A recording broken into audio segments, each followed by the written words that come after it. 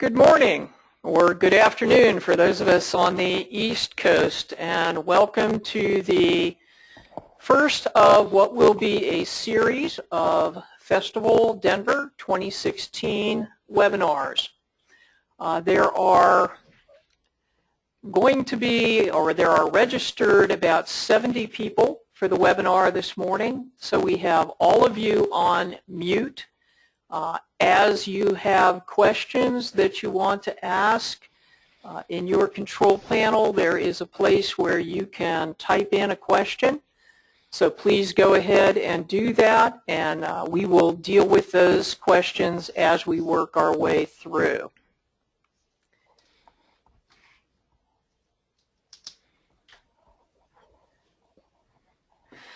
On the call this morning, we'll have myself, Robin Godfrey, the Executive Director of GALA Choruses, and Jane Ramsire Miller, the Artistic Director of GALA Choruses. And you have our email addresses there. Should you have questions that don't get dealt with during this session, why, please feel free to email those to us. We have a couple of polling questions that we would like to ask just as we're getting started here, so that we have a little more information about the festival experience level of the folks that we have on the call. So Jane, would you go ahead and launch the first of the poll questions? So we just want to have a sense for, as we're giving this webinar, what your role is. And if you can just select the one that applies to you, that would be helpful.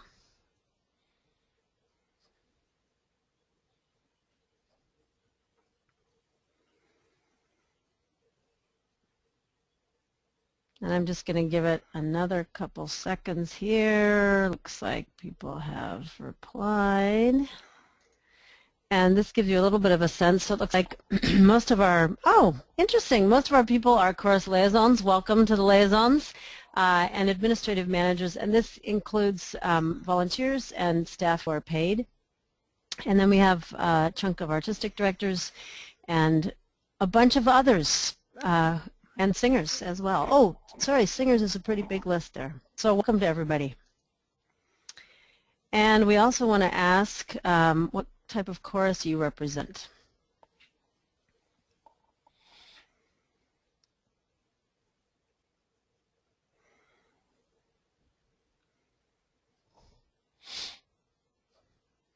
Oh, good. You're getting faster. This is excellent.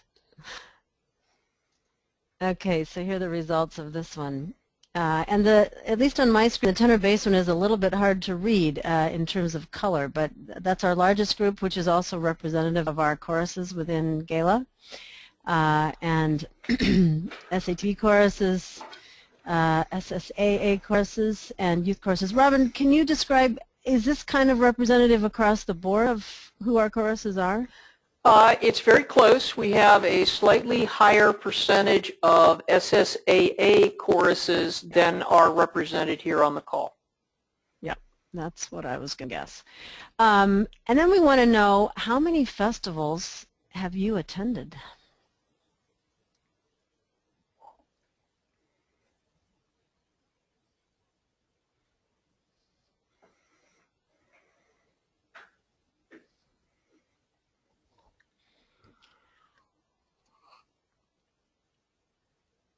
Okay, and it looks like a big winner. Well, we have a pretty big spread here. A lot of newbies, welcome. A lot of folks who have been to one, and a few folks who have been to quite a few.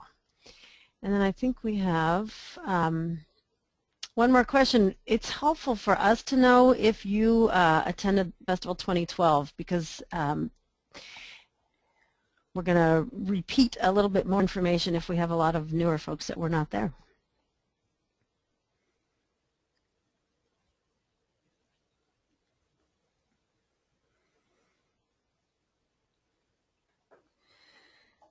Okay, and it looks like about 2/3 were at 2012. So that's helpful. Thank you. We'll have another question for you later on in the in this webinar.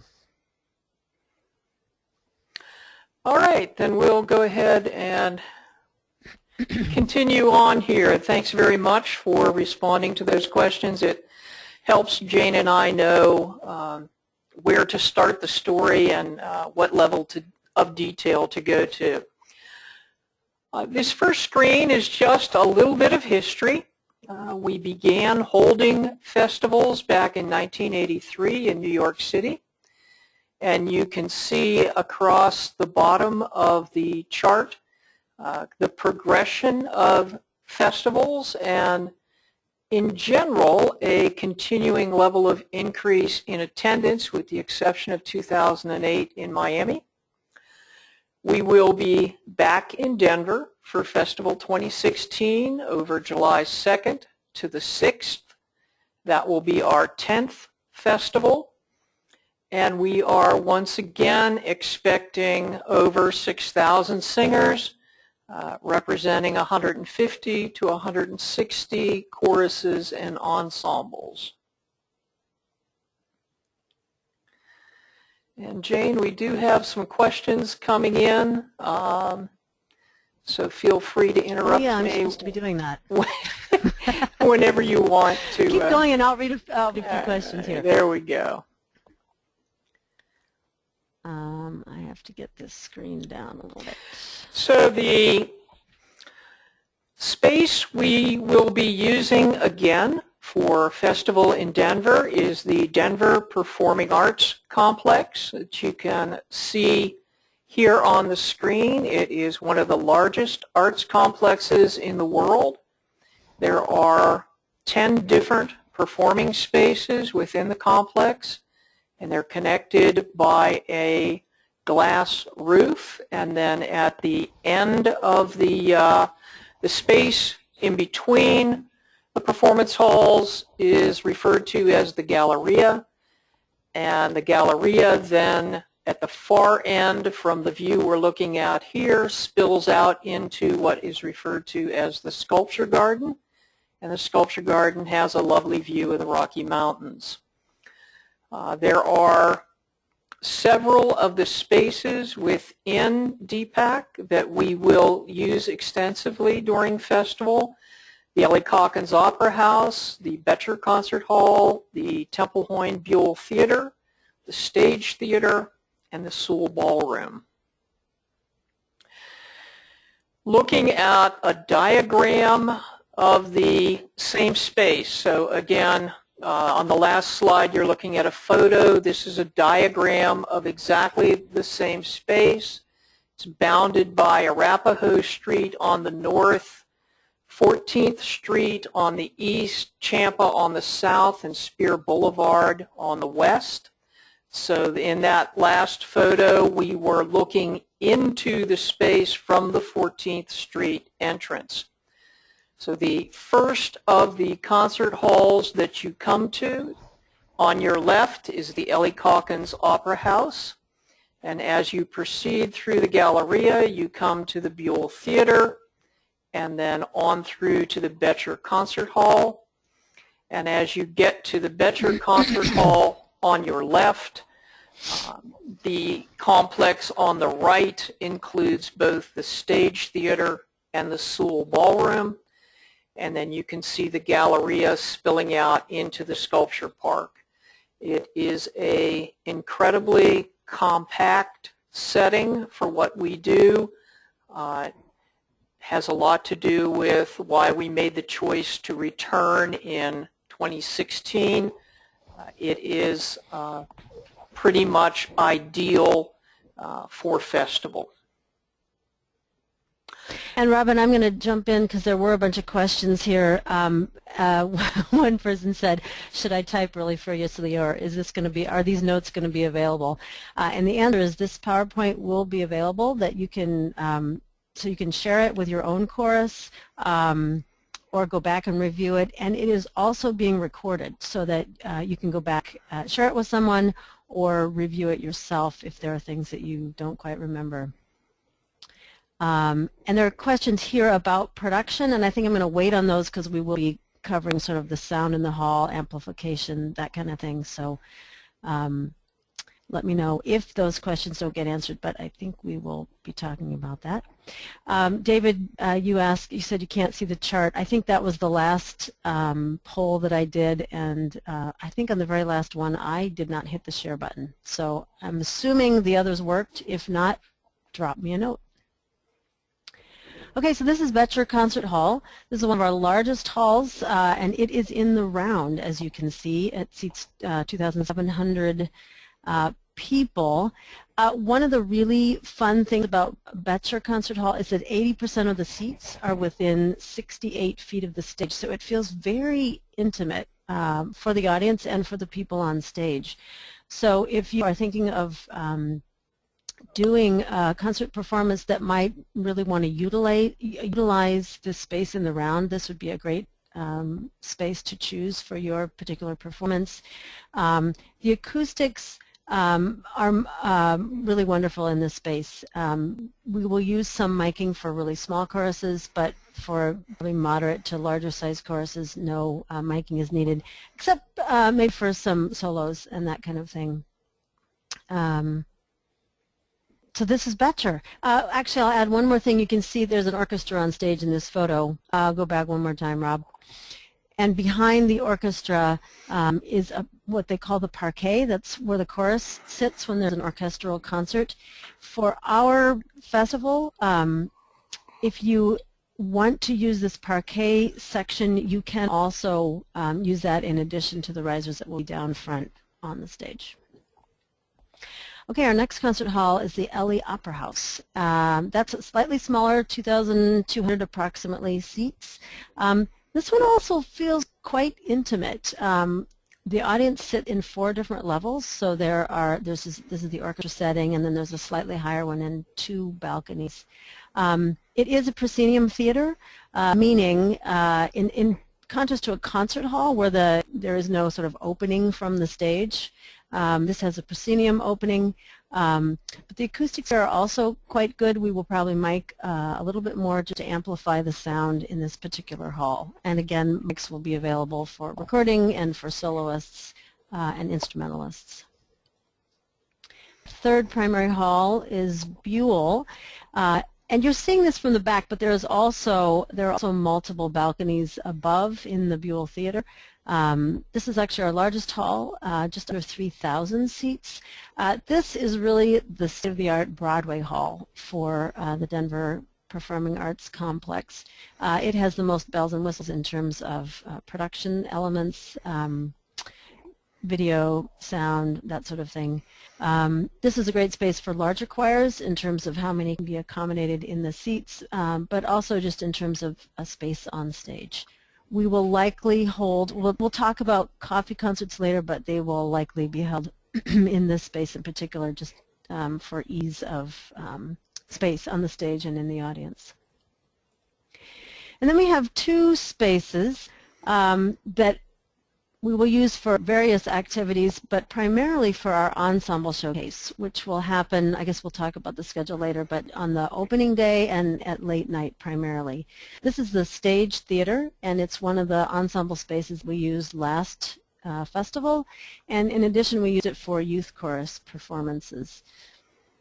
The great thing about the Stage Theater is it also feels very intimate, a lot like the Betcher Theater in the round.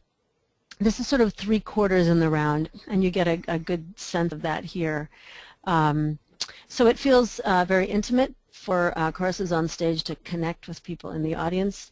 It's a smaller theater, 750 seats.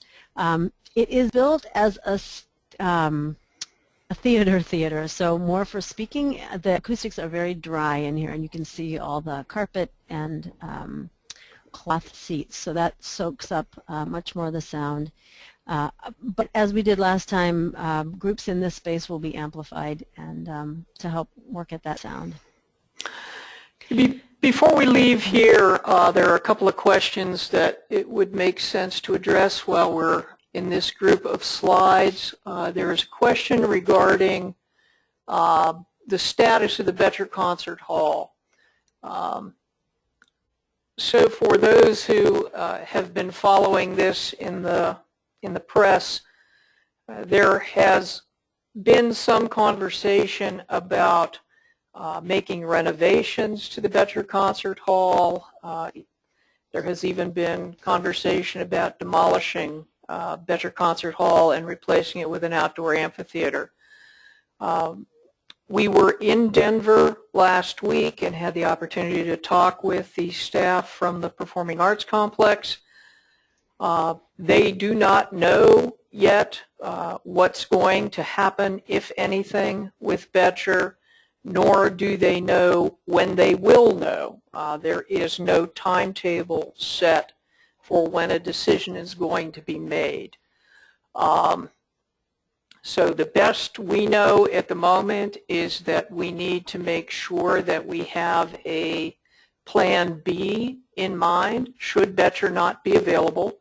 And basically plan B will involve making more extensive use of the stage theater and a few other bits and pieces. But the biggest component of it would be to make more extensive use of the stage theater. There is also a question here, Jane, about someone who had a bad experience with sound in Buell Theater in 2012. Mm-hmm. Yeah, I agree there were some sound issues in Buell, and one of the things that we are working on right now is identifying which of our stage managers will be in those spaces to kind of work at some of those issues. So that issue we are aware of, and we'll be on top of fixing that for next time. There was also a question about the stage theater, and I think the alley here, that when people walked in stage theater, I remember doing this, in the hallway during a performance, it was pitch black and we were running into each other. It was actually one of the first things I spoke to the hall staff about last week when Robin and I were in Denver. And they are already on top of it. They will put lighting in that hallway. And in the stage theater, we will also keep house lights probably at about 25%, just to make it a little more easy for people to get in and out. I did not know that that was an issue in the alley, but I'm marking that down here so we can be sure to cover that as well. And then there was a question about the Chamber's Grant Salon, which is where we held some ensemble concerts at the 2012 festival. That was in the catacombs in this kind of beautiful stone space. We are not going to be using that space this time, partly because we felt like it wasn't ideal for ensemble concerts in terms of how the room is shaped. So this is the new space that we will be using for late night ensemble concerts. It's the Seawell Ballroom. A gorgeous space above the stage theater. You can see the view out of the windows there.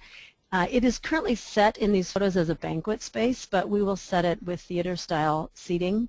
The interesting thing about this space is it doesn't feel as intimate as the stage theater because it is a ballroom, but I actually think the acoustics are better. The panels you can see on the ceiling, these wavy panels are hard. I don't know what they're made of, but they do help the sound to flow a bit better in that space. This is also a state-of-the-art space in terms of sound reinforcement, so they have lots of options here. And maybe we should describe at this point, Robin, that all of our halls this time will have the ability for projection, including Betcher and each of the ensemble stages.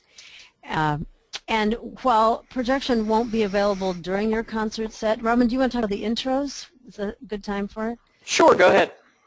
Oh, I can. Okay.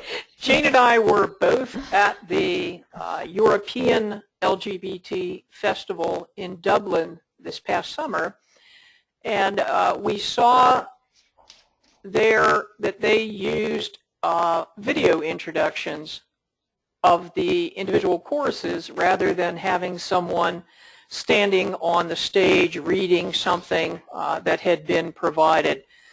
And they were very short, and the content was entirely up to the chorus. Some of the choruses had produced more involved videos, and some were very, very simple and looked like they had been shot on a smartphone. all of which was fine, and it was a much more interesting way of going through those transitions of one chorus leaves the stage, another chorus comes onto the stage. They were humorous. Some of them were very touching.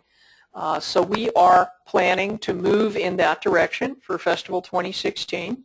We'll provide all the instructions you need as things get closer in terms of length and file format and all that sort of thing, but just to let you know, that's where we're heading.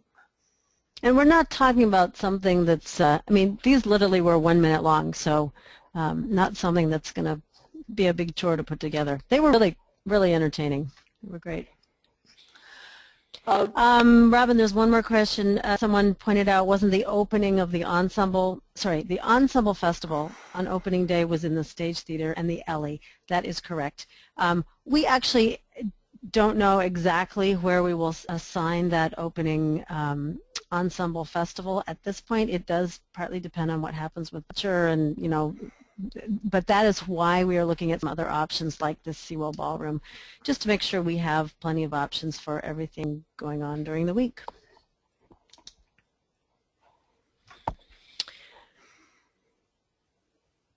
Okay, so this is pretty much what Festival 2012 looked like. So it's mostly here for folks that were not at that festival. So don't hold us to this, but Festival 2016 will be something like this. And I know these are hard to read. The green on the first Saturday are basically opening concerts. We will have either one large opening concert or two smaller ones staggered so that everyone can attend. And then an ensemble festival that happens at the same time or around those opening concerts. And then each evening, late night ensembles, probably in those two venues that we mentioned in the previous couple screens.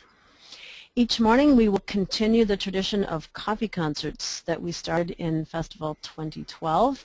It's interesting because we sort of came up with that concept with fear and trembling, not knowing if anybody would get out of bed to come to them, and they certainly did. They were a very popular part of Festival 2012, and we'll be talking about those later in detail, but keeping them on the schedule.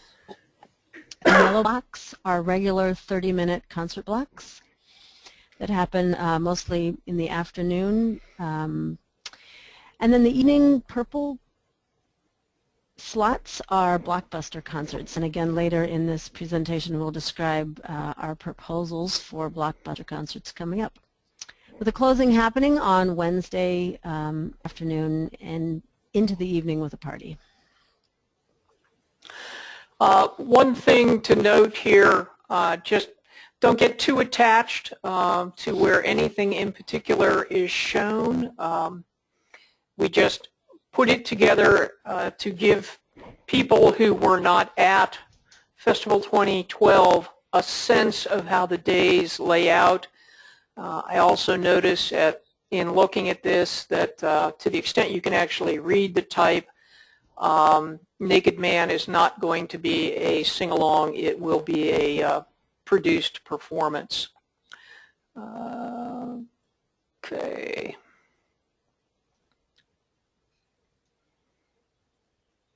So this is sort of an outline of what we are thinking the July 2 opening will feel like when you enter the Performing Arts Complex in Denver. We described the opening concerts already, the Ensemble Festival happening probably in the Seawell Ballroom and Stage Theater, maybe also in the Ellie or another hall.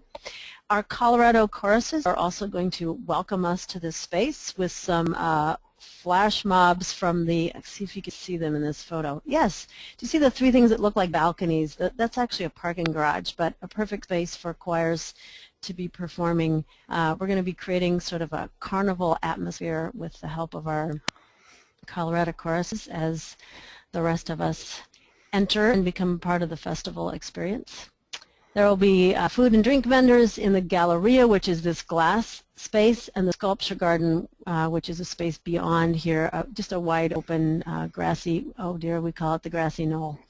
A new concept that we are working on is a flash mob event, and I will talk more about that later, but and we're deciding where that will go, but it's possible it would be on the opening afternoon on July 2. A couple of other questions before we leave this section. A question about whether projections can be used during the performance. I think Jane covered this. No, other than the video introduction during the concert blocks, the 30-minute blocks, no, you will not be able to use video. When does chorus register? Okay, we'll talk about that in a little bit. The late night ensembles are 15-minute blocks. All of the ensemble performances, regardless of whether it's the opening day ensemble festival or late night festival, all of the ensemble performances are 15 minutes. And ensembles will register at the same time that choruses register. There was a question about that as well. It is a separate registration form, but it will happen at the same time. And then there's a question about scheduling in terms of large choruses, small choruses, level of attendance. We try not to have a small chorus up against a large chorus in another hall. We're not always successful, but we do try very hard. The scheduling, as hopefully you can imagine, of 120 concert blocks and ensembles is a very difficult undertaking. And it isn't possible to come up with a perfect schedule. We are aware and have a list that we created after Festival 2012 of some choruses who did not have the audiences they might have hoped for because of their placement in the schedule, and we will be very careful about how those particular groups are scheduled in 2016. But I think one of the tricks. Go ahead, sorry, Rob. Well, one of the tricks is we are programming just under 200 concerts, concert blocks in 5 days. So as you can imagine, it's a little crazy. But like Robin said, we will. We always try to be aware of that, and we'll try to work with some of the groups that didn't work for last time. A number of people now have asked, what's the difference between an ensemble and a chorus? Obviously, a chorus can be any size, but a chorus is the primary member of GALA choruses. An ensemble is a subset of that chorus. Yeah, we don't. Go ahead, Robin. We don't define whether something is a chorus or an ensemble based on the number of singers. Choruses are groups who are members of GALA. Ensembles are groups which are subsets of a member chorus.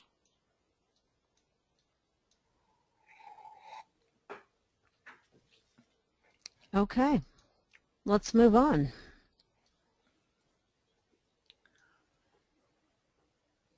This is just a little overview of, most of you will be doing regular concert blocks. That means a 30-minute set, but that includes your entrance time, your exit time, any movement on stage, moving around the piano. We recommend that choruses program 23 to 25 minutes of music. The other thing that we'll have many more conversations about programming, but you will be astonished at how much time applause takes in this festival setting. So that's part of why we encourage groups to be very conservative about the amount of time they are planning on stage. The stage setup for a basic set will be a grand piano, music stands, risers. In most of the halls, the risers are 5 risers high, meaning you have 6 levels if you include the floor. In Betcher, there are 4 risers, plus an additional space on the floor, but larger choruses can also use the parquet behind. One other question that had come in that is relevant to this section related to the fact that sometimes in an being very, very cautious about not going over, some of the groups run well short of 30 minutes, and we kind of get out of sync between what's happening in one hall and the other. So that while our schedule did not anticipate small chorus A being up against large chorus B because of folks ending early, sometimes that happened unintentionally. We will work with the hall managers, stage managers, to try to make sure that we stay to the published schedule, and that if a group finishes early, there'll just be a few minutes of downtime.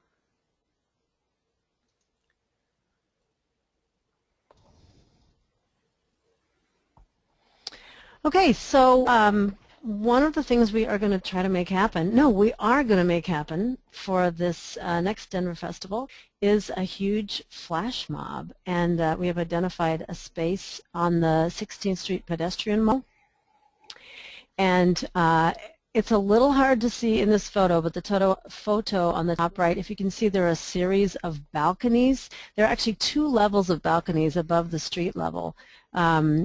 One sort of 2/3 of the way up, and then right at the top of your screen. And these continue for a 2-block area straight down the path that you're looking here, as well as multiple staircases going up.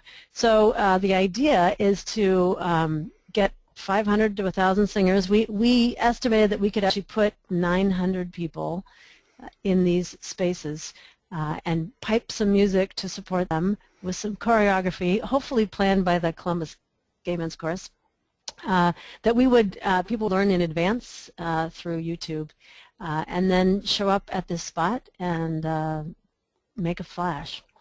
So there's room on the lower floor there for shoppers and folks in the community to come watch and experience our flash mob. We're thinking of doing it early in the week because it would be a good way to invite the Denver community to know what we're about and to come attend concerts. There's a question as we're changing slides here about defining large versus small choruses.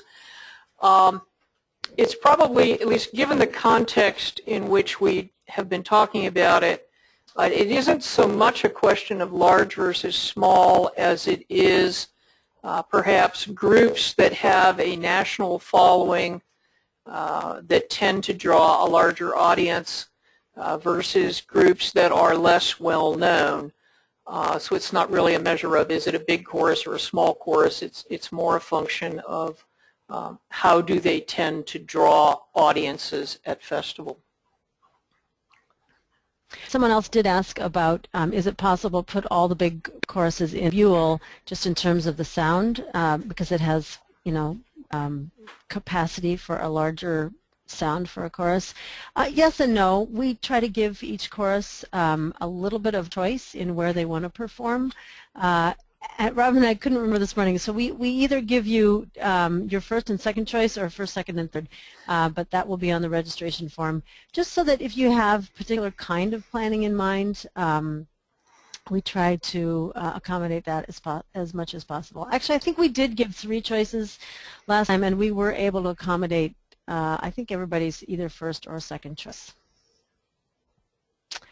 Okay, coffee concerts. So in planning for GALA Festival 2012, we wanted to find a way for choruses that wanted to do more sort of creative, different, more complicated programming, to be able to do that in a setting that was not limited to 30 minutes and allowed them to do things like bring in an orchestra or do projection, things that involve more technical time that usually isn't available in a 30-minute slot. So that's what a coffee concert is. We, at this point, are planning for 2 coffee concerts each morning. They will be staggered, so there will be no other performances up against them when they are happening. They're in an hour slot, but your performance time would be about 50 minutes. They will be performed in one of these primary halls. If you are interested in applying for a coffee concert, you would be responsible. There is a higher registration fee. I believe it's $750. And then you are also responsible for the extra backstage labor, sound, and lighting costs. So let's say you do a 4-hour tech or a 3-hour tech before your coffee concert, you would cover the cost of whoever's backstage making that happen. If you are selected for a coffee concert, this is your performance, so you can't do a coffee concert and also a 30-minute concert block. And at the bottom of this screen and on the GALA website, there's a timeline to help you know how you would apply for a coffee concert. The most important dates are that the application process is now open, and it will close on January 31, which is pretty soon. It's coming up, and we made the deadline fairly early. Actually at the request of choruses that wanted to be able to plan and know ahead of time if they were going to be doing a coffee concert. So the next screen describes, and again this is also on the website so you can check it out there, but it describes what we're looking for in selecting coffee concerts. And again, there will only be 7 or 8 slots for coffee concerts.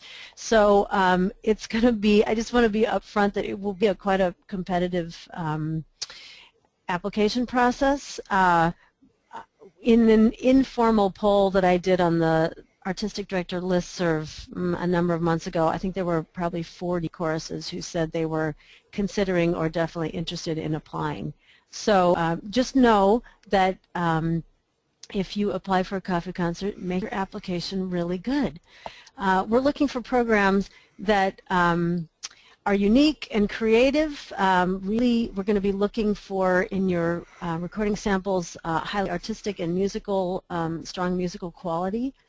We will want to know in the text that you write to us that you have done this kind of programming before and you can actually pull it off. In terms of your technical and musical expertise, also financially for the additional cost. And we're looking for things that really connect to the mission of GALA choruses and somehow fit with what this festival is about. We have a couple of questions about the costs, the incremental costs associated with a coffee concert. When can you be told what those would be? We don't have any way of estimating those until we know what you're planning on doing. So, I mean, I can tell you by example that the coffee concerts in 2012, I think the least expensive of them incurred an additional about $500 beyond their application fee. And the most expensive of them incurred about a $3,000 charge. So it's strictly a function of what additional DPAC hall labor time is required to accommodate you based on what you are planning to do. So it's really not something we can estimate until we know what it is you're planning on, but hopefully that gives you some sense of what we experienced last time.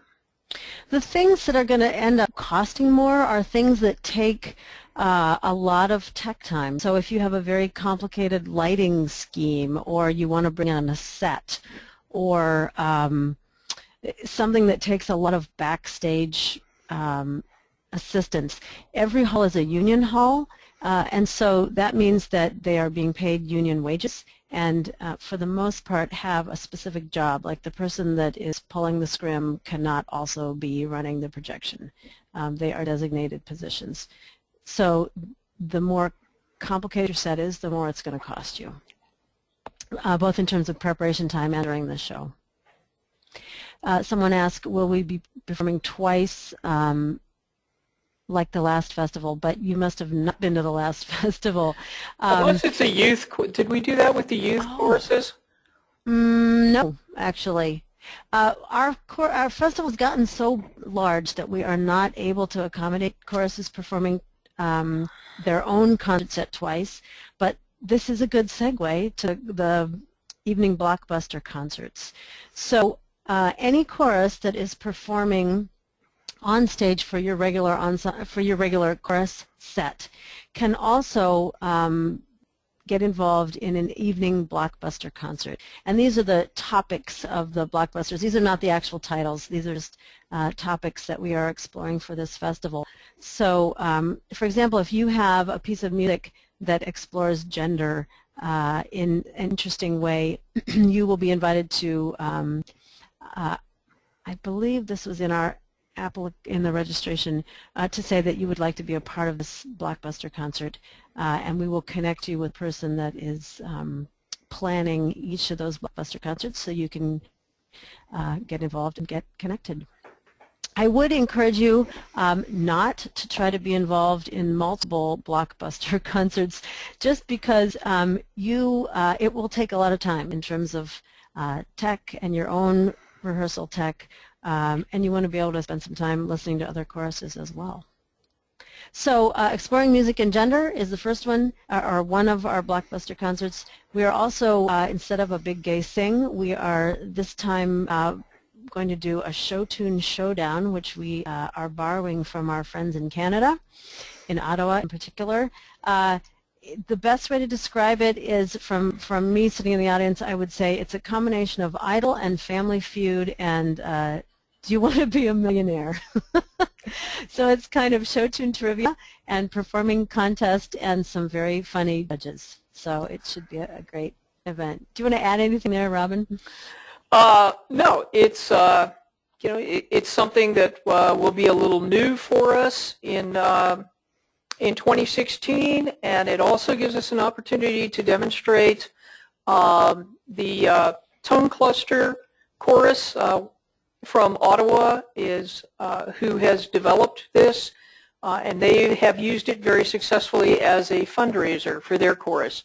So not only do we anticipate having a great time with it at Festival, but it gives us an opportunity to demonstrate this particular event that our member choruses may want to take the concept home with them, learn from our friends at Tone Cluster have offered to provide some support materials for a small license fee, and put it in your fundraising repertoire.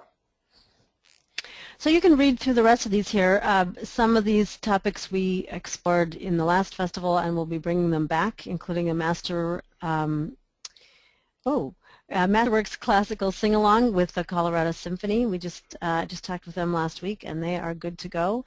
A couple new Blockbusters is one, again, it doesn't have a title, but Exploring Communities of Color, Multicultural Music, a combined performance of I Am Harvey Milk, which was a large commission by several of our men's choruses.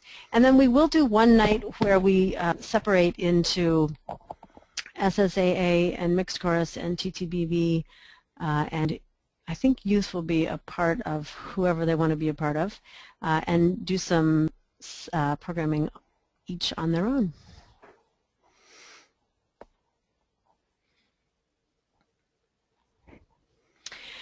So again, in addition to your either coffee concert or a 30-minute concert block, these are, you will see there are many, many other ways that your chorus can get up in front and do performing. So the flash mob, we're also adding an outdoor stage for those of you that were there at the last festival.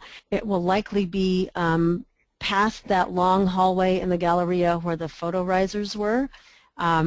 We are going to also just invite singers, choruses who want to do their own impromptu performances on the photo risers to have at it and sing.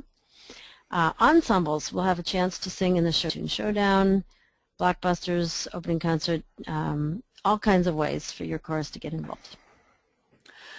There's a question about what more can we say about I Am Harvey Milk. Not a whole lot at this point. We'll, at the moment, the concept is to have the commissioning choruses, some number of them, which may be limited by sheer stage space, perform I Am Harvey Milk, and for whomever is interested in seeing it.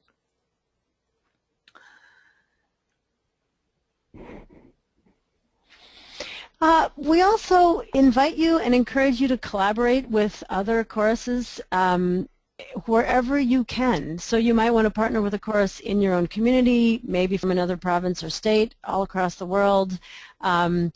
You might want to just share a song on your concert block, or you could request to have a concert block back-to-back and do some things together. But we are doing what we can programmatically to make that kind of thing happen, just because we think it's fun and it's a great way for our choirs to connect.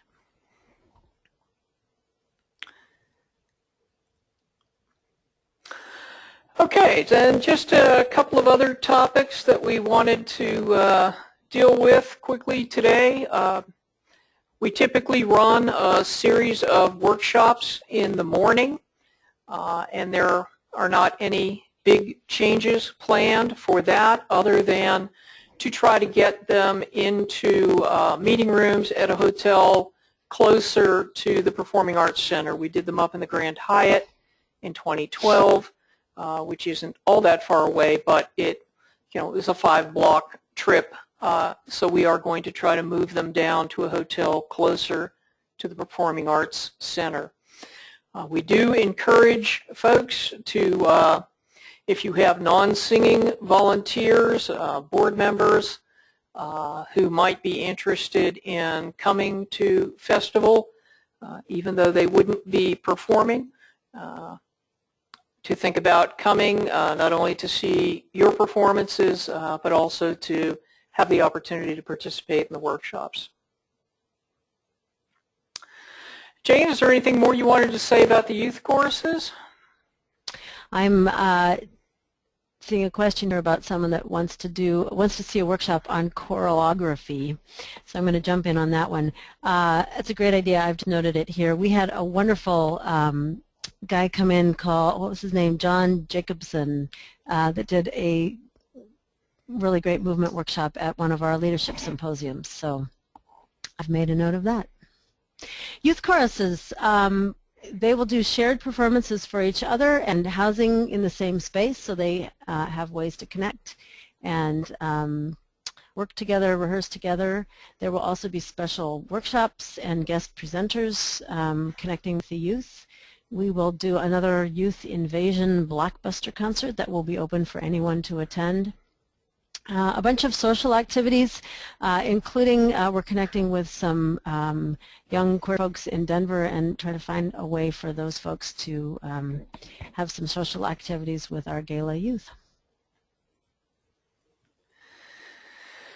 In terms of activities for women at Festival 2016, a new element compared to 2012, we are planning on a women's chorus performance evening in Boulder with the Sound Circle and Resonance Women's Chorus of Boulder hosting that. It will be the Friday night before Festival opens, because once Festival gets started, there really is no opportunity to do that.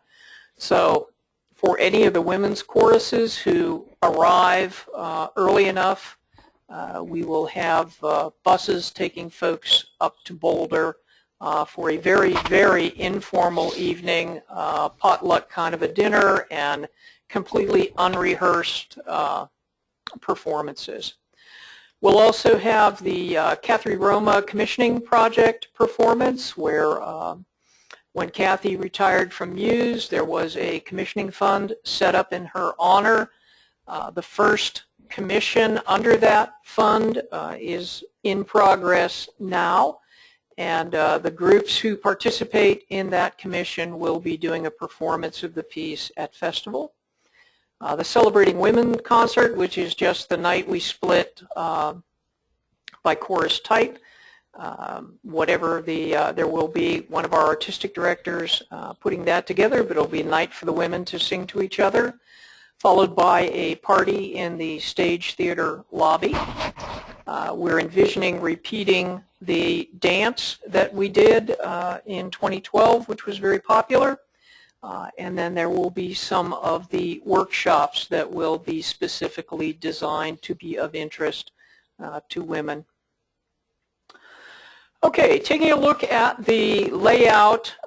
So what you have here is a diagram of downtown Denver. The Denver Performing Arts Complex is the aqua shaped object, kind of about 2/3 down and towards the left. The larger aqua shaped space to its right is the Colorado Convention Center.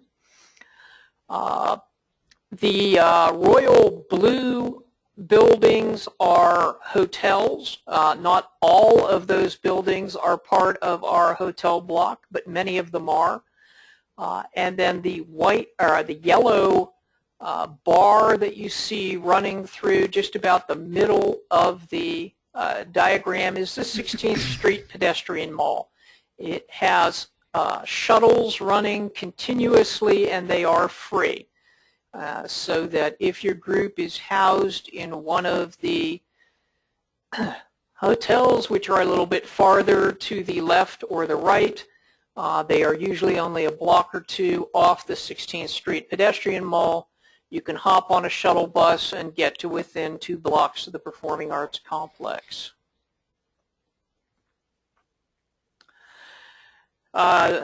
This slide just shows the room block that will be in place for 2016. It gives you what the single, double room rate is and the distance to the Performing Arts Complex. There is, for all of the hotels, some additional charge for triple or quad occupancy in the rooms. And there'll be, as we get moving closer to festival, there will be more information available about exactly what facilities exist in each of the hotels. The delegate registration fees are set. You can see on the screen early, regular, and late delegate registration. Early registration will end. It'll open in May of 2015. It'll close in November of 2015. We are going to be more strict this time than we were in 2012 about if an individual registers during the early registration period and indicates that they're going to pay by check, that payment must be received before the end of the early registration period. If it's not, the individual will be bumped up to the next higher, they'd be bumped up to the cost of a regular registration. Robin, when does the early registration end again? It'll be in November. We haven't set an exact date yet, but it'll be in November. The youth and disabled rate will be $150, and it does not change. It'll be at $150 from beginning to end. We define youth as 21 or under.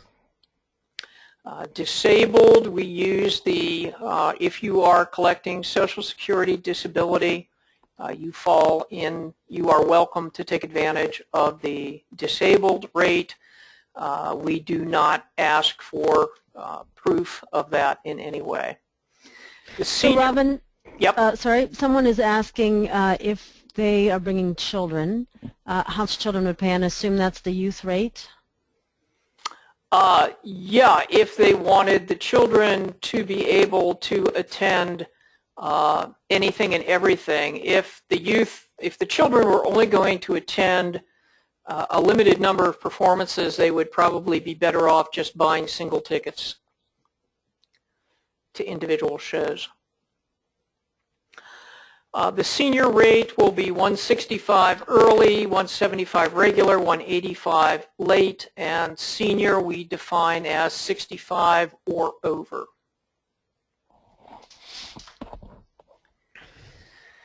There are...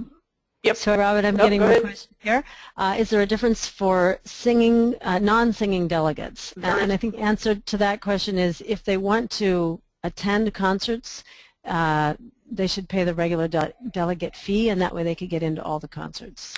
Yeah, that's just a straight calculation of how many performances do you plan to attend.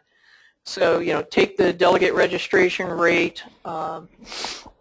The single performance tickets are generally $25. So at a $225 rate, if you plan on attending 9 or more events, and a block is an event, a coffee concert is an event, a Blockbuster is an event, those are all separately ticketed. So you can get a sense of whether you are economically better off buying single tickets or registering as a delegate. So that would apply to the person that asked, is there a discount for staff to attend? So I assume you mean like a managing director or something like that. That would apply here. Any other questions before we go through these couple of... And Rob, I'm realizing we are very close to an hour, so we probably ought to zip. On the screen now you see a worksheet which is available to you in the festival section of the GALA website. It just assists in estimating what your costs for the chorus, the cost the chorus typically pays. So the registration fees, registering your director or accompanist, etc. These are just examples. You obviously fill in the numbers that are appropriate for you, but that worksheet is available to you on the GALA website to help you estimate the costs for your chorus. There is a similar worksheet that allows you to estimate the costs as a delegate. There was a question raised about someone from Boise organizing that's a travel agent and might be putting together some kind of discounted air package. So not anything that we're aware of. We do typically try to identify an airline sponsor for festival, primarily trying to get some assistance for the travel costs for our youth choruses. In the years where we've been able to put that arrangement together, they might offer a 5% discount under a group rate, but frankly, with the way airline rates work these days, that discount is rarely the difference between which airline is cheaper from your particular city to get to Denver. In scholarships, we're going to maintain the policy we set in 2012. GALA choruses will provide one waived registration for every 20 delegates registered from your chorus. And we'll go through the details of that with the festival liaisons when we get a little bit closer. But that's how the process works.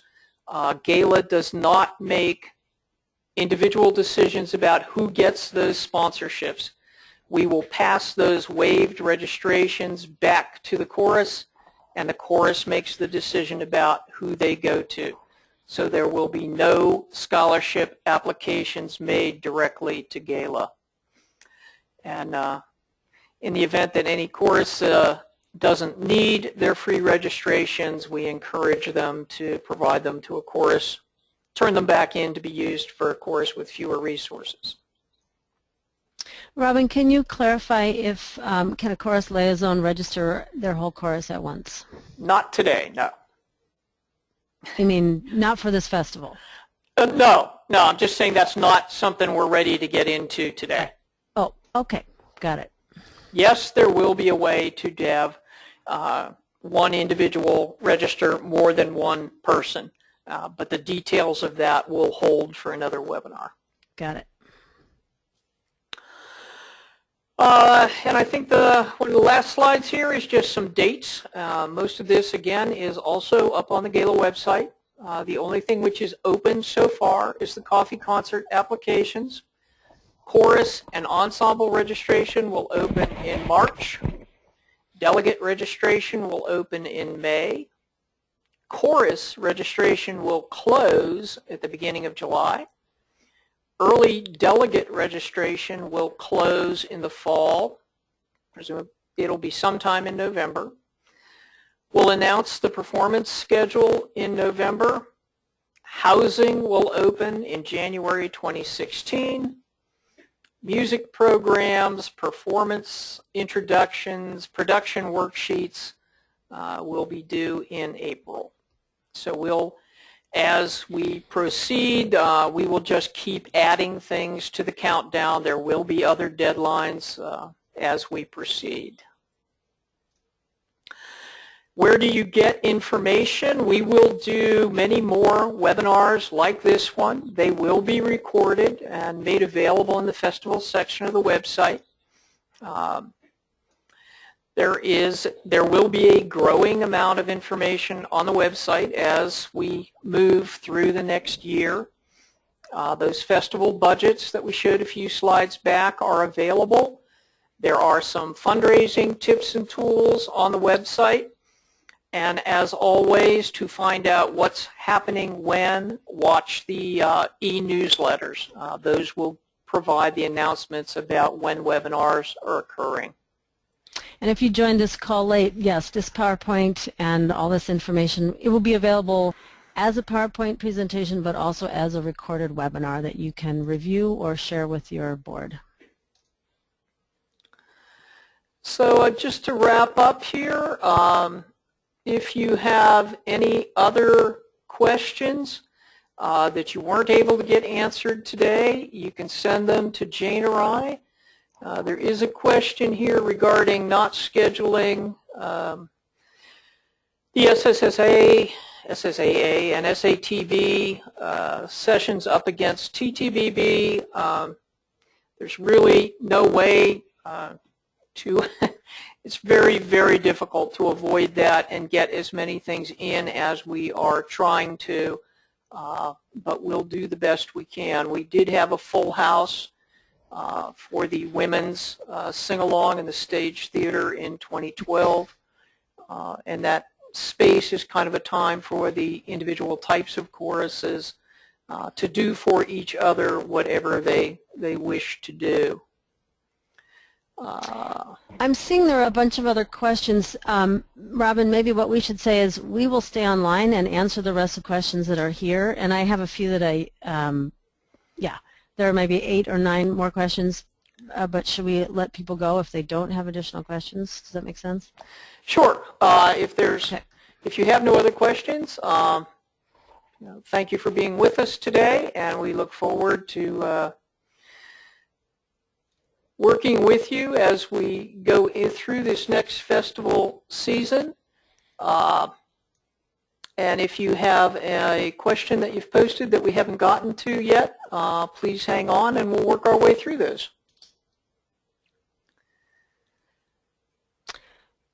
So one of the questions here is, last year we had a listing of local restaurants, and yes, we will definitely be doing that again.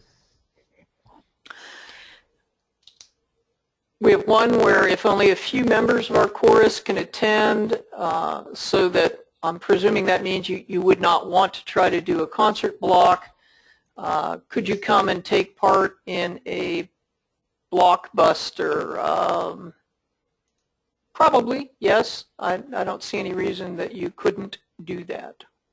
One of the things we'll be looking for in Blockbuster Concerts is just quality of people performing. So as long as you can show that your 3 people attending can give a quality performance, that's great. Robin, someone's asking about tax-exempt status, sales tax in Colorado.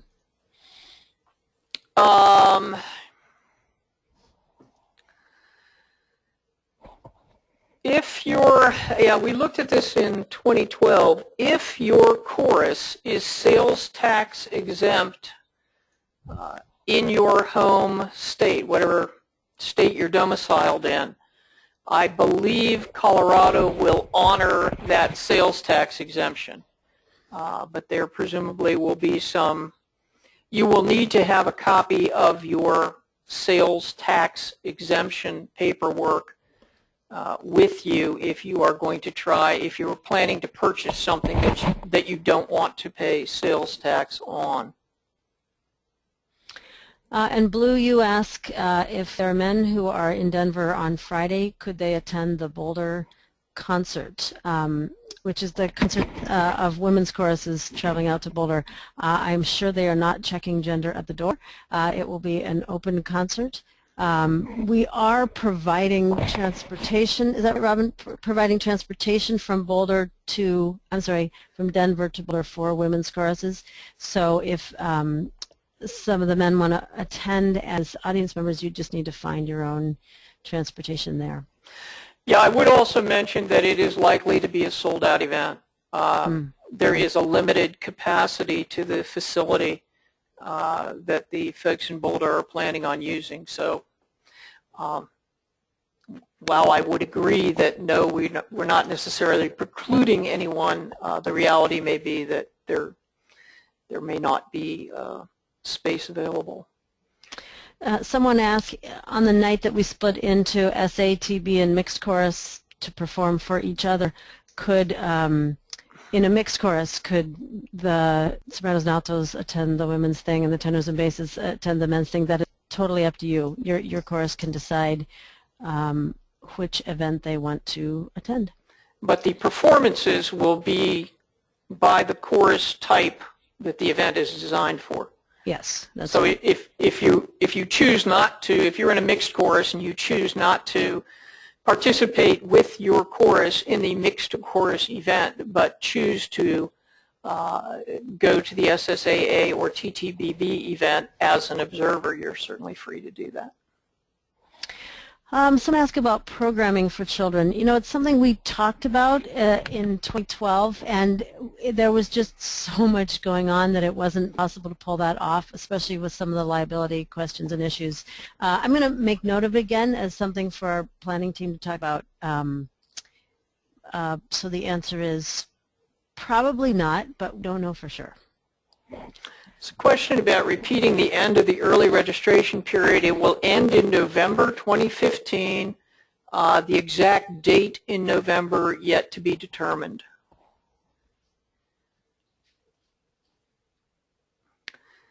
Jane, I'll let you handle this one on how big can an orchestra be and how big are normal chorus orchestras? The orchestra size, if you're bringing an orchestra, should just depend on the piece you're performing, because a piece will be written for a particular number and individual instruments. It also would depend on how many singers you have in terms of balancing the sound between orchestra and chorus. So no standard answer, but a fairly large orchestra could fit in, certainly in Buell and Betcher. Question on, will there be workshops for artistic directors? We run a few. We don't run a lot of artistic director workshops just because most of them are scrambling in 20 different directions between tech rehearsals, final rehearsals, any participation they may have in an evening blockbuster. So yes, there will be some workshops aimed at artistic directors, but not tons of them. What are the benefits of staff attending? There are workshops aimed at chorus administrative management. And attendance at festival is kind of an epic piece of the chorus's life. And if I were a staff member of a chorus, and my chorus was going to festival, it's just not an event that I would want to miss. Someone is asking here, will you be able to get a list of choruses that are local to you? Yes. Let's see, so they are not scheduled against each other. If you have when you register, if you have a chorus that you particularly don't want to be scheduled against, feel free to write that in the notes in your application. We do look for that kind of thing, but as you can imagine, we are looking for all kinds of things when we're scheduling and trying to mix up the kind of chorus, the size of the chorus. So any help you can give us in terms of those kind of preferences would be great. Someone's also asking, are we doing any special 4th of July or Canada Day programming? Since we have choirs from all over the world attending this, not particularly 4th of July or Canada Day focused. There may be a song or two here and there, but at this point we don't have a special Blockbuster or event planned for that. There's a question, is course registration and delegate registration two different things? Yes, they absolutely are. You register your chorus to perform, and then your individual singers register as delegates. Okay, Charlie, I don't know if this is a serious question, but maybe it is. Are there prizes for the winning chorus? There are so many prizes. The applause of everyone in the audience. The festival is not a contest. In fact, it's quite the opposite. You will find that there is really great response from choruses who are there for the first time and enter the stage with fear and trembling to those who have been around for many, many festivals. So it's a really great supportive atmosphere and not a contest. Question about, are there any rules or guidelines for throwing non-GALA sponsored fundraising parties in Denver? Yes.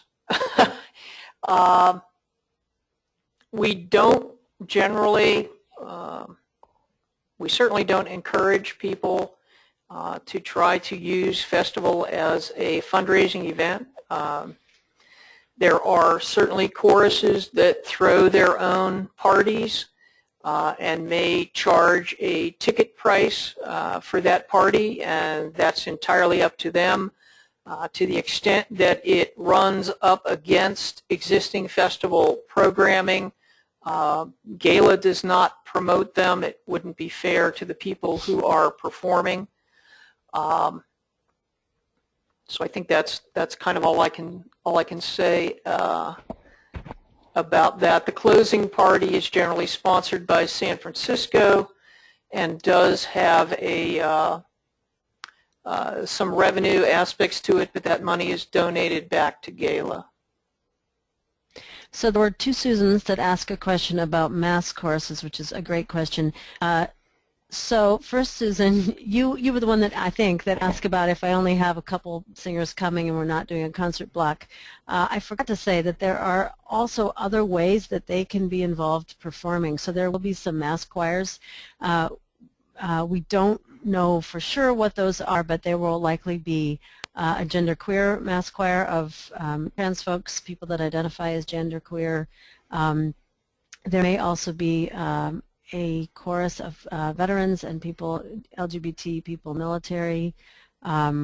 So as we continue our programming, look for a list of those kinds of things. And yes, any person attending, whether your chorus is performing or not, could be a part of one of those mass choirs. There's another question about transportation to the evening up in Boulder. Are we only providing transportation to the women's choruses and not all women? Again, no, but recognizing that that event is probably going to sell out. The entire PowerPoint presentation, yes, will be up on the website.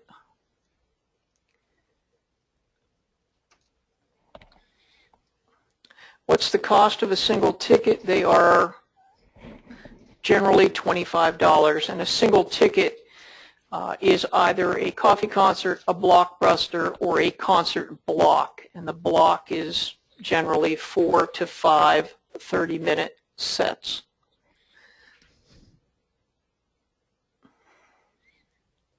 I think we've hit all the questions. Anybody have anything else before we end the call. Oh, Robin, we rock. Hey! Awesome. There you go. Blue has a question about when the next webinar is. I think we don't know. That's correct. As soon as we have another block of information, we will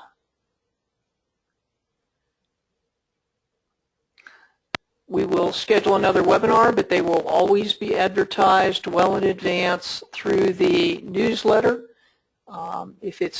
If following the GALA newsletter is not something that you regularly do, you may want to get with the program. you may want to be more careful about that through the festival season, because that is when you're going to find out about upcoming deadlines, upcoming webinars. All of that information will be going out through those newsletters. Hey, Robin, we forgot the last poll. So we're curious to know what keeps you coming back before you head out. What do you love about Festival? And this is one. There may be multiple answers which apply to you, but if you would indicate whichever one resonates most for you. And if you have other things, feel free to throw them in a question or response to us. That would be interesting to track as well. Ooh, okay, I will share it with you in just a minute, but this is really interesting. Huh. Okay. A lot of people are looking for new and creative programming and being a part of a bunch of queer people taking over a city, and it's interesting to me that the chance to perform is lower on the list. So, cool. Thank you all. Thank you very much for being with us today, and we look forward to chatting with you again and providing further information as we go. Again, you have the email addresses for Jane and I. If you have questions that you didn't get answered today, please feel free to email us. Thanks a bunch.